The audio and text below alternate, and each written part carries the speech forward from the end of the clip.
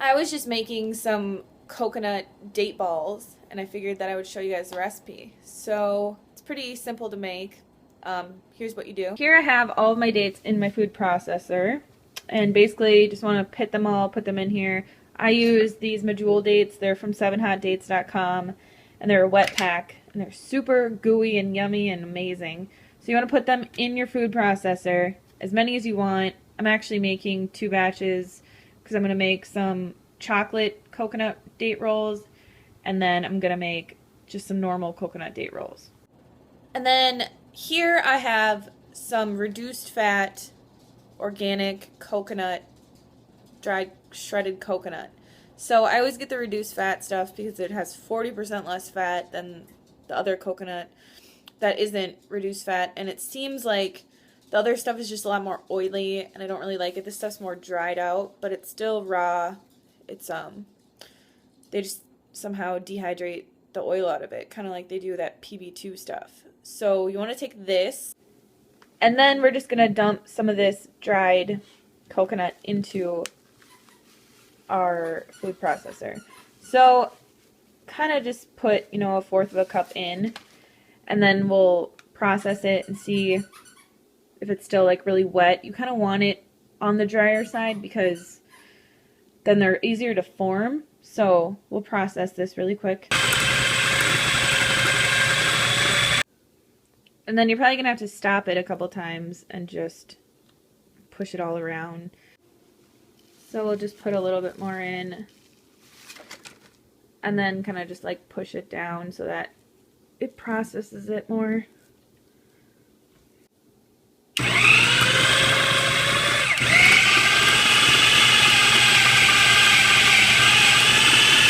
So now it's pretty processed. It's still pretty gooey, but if you're using wet dates, it's going to be more gooey. You're not going to get it super dry. But if you're using like just the conventional, or not conventional, but just the normal dates that you buy in your store, they're not going to be a wet pack date, so they're going to be a lot drier. So your consistency is going to be different. Like these are really amazing. So you want to roll it into a ball. I like to make bigger ones because I could eat like, one time I made little ones and I ate like 20 of them. And then you kind of just feel like you're eating way too many. So there you have that. And I don't know, this is like the size of a golf ball or whatever. You can make them as big or as small as you want. You can make them into different things. You could roll it out on a sheet and like take your little cookie cutters and cut out like stars like you used to do for Christmas, or you could cut out little Christmas trees and you could sprinkle coconut on them, and you could do all kinds of stuff. So after you have your ball, you're going to want to take a bowl, and this is just the bowl that I'm going to like serve them in, and it's super pretty. So dump your coconut, like some more coconut in there, and then just dunk it in there, and then just roll it around for like 2 seconds. And then you'll take it out, and it'll be this perfect little coconut ball. So then, you know, just put it like on a plate. You kind of want them to dry out for a little bit because they're, depending on, you know, the consistency of them, if they're still like really gooey and stuff, they'll stay formed like this. But when you bite into them, they're just going to get all over everybody's hands.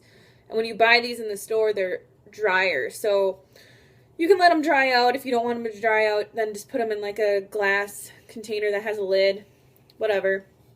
So yeah, then you just keep making more. Scooping and rolling and dipping.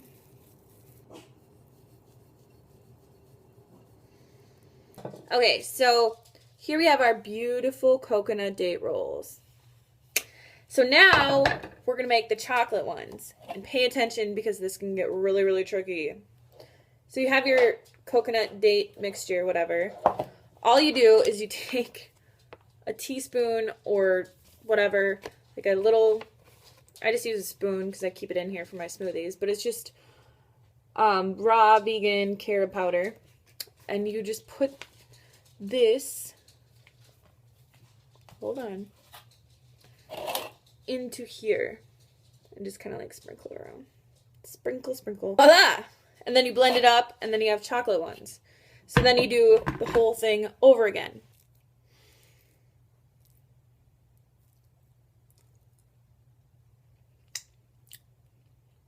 If you don't want it to stick to your hands as much, just get your hands like a little bit wet before you start mixing it or rolling it. And then it won't stick to your hands like half as much. See? As you can see, they look exactly the same. This one's chocolate, this one's not chocolate. So if you want to be able to differentiate them, put them in different bowls or put little like toothpicks with flags that say chocolate on them or something, I don't know. And here are the finished chocolate ones. So this is a super simple, easy recipe to make. It's great for the holidays because you can give these out as Christmas cookies or instead of Christmas cookies. And it's a healthy treat for your family and your friends, and it's good for the environment, and it's good for the animals. So there's nothing better. So that's it. And I hope you guys enjoyed this video. If you did, please give me a thumbs up, and I will make more recipe videos in the near future. But I hope you all are having a fabulous day, and I will see you tomorrow. Bye! Hi, and welcome to Getting Into Raw Cooking with Zane. We're going to whip up a delicious treat for you for Christmas. This is going to be gingerbread balls, or gingerbread men, or even gingerbread ladies, depending on your preference, for Christmas this year. So we're going to start with 1.5 cups of almond flour, and we made that in another video, so make sure you like the Fruity TV channel to get recipes like this one. It's a simple and easy one, takes only a few minutes. Then we're going to pop 2 tablespoons of oat flour. Again, another great recipe that you can get here on the Fruity TV channel. We're going to pop all the other ingredients straight in the blender with our oat and almond flour. 1 tablespoon, 2 tablespoons. I'm not very good at measuring. Hope you're okay with that. Pop the molasses straight in, just a couple of tablespoons. Molasses is great for this recipe. I know some of you want to use other sorts of alternative sweeteners. This one is not a raw sweetener, but molasses is really what creates that gingerbready kind of flavor.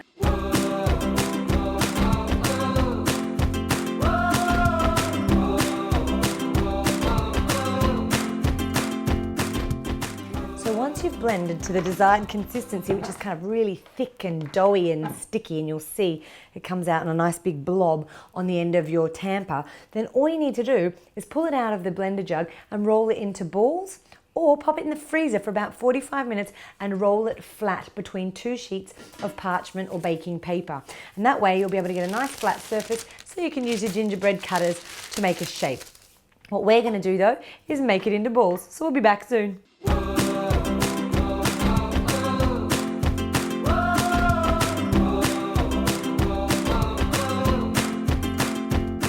So I've started rolling the balls. Here's a few that we've done already. All you need to do is take a scoop, about a teaspoonful in your hands. Now it's much better if you wait until they're cold, but I'm too impatient. Roll it around into a small ball, whatever size you choose, and lay them out. Pop them in the freezer and serve them cold. Or if you'd like them to set so that you can give them out as gifts, wrap them up in cellophane and use them as presents, pop them in a dehydrator. You want to pop them in at about 40 degrees C for about 4 to 6 hours until they're just a little bit firm, not quite so sticky. So either set them in the freezer, set them in the dehydrator, but they make a delicious Christmas treat or all year round. Now, if you'd like to get your optimum 9200 or 9400 blender, remember to have a look in the description below for the Fruity website closest to you. And don't forget to like the Fruity TV channel or make a comment if you've got a specific request for a recipe that you'd like to see on Getting Into Raw Cooking with Zane. Ciao for now. Merry Christmas.